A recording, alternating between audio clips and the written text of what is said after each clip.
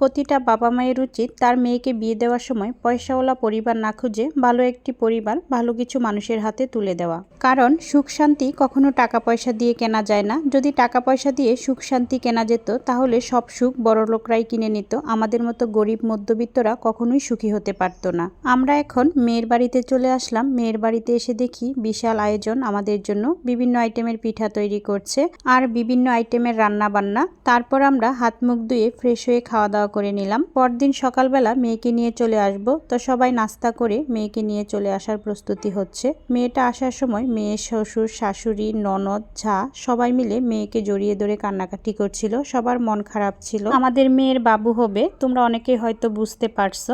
এখন আমরা মেয়েকে নিয়ে চলে আসলাম বাড়িতে। তো দেখো বিয়ান কত কিছু দিয়ে দিল, পিঠা দিয়ে দিল, মিষ্টি, আর এগুলো হচ্ছে আমের আচার, আমসত্ত্ব আর বিভিন্ন আইটেমের বিস্কুট। ভিডিওটা কেমন ছিল কমেন্ট করে বলে যে।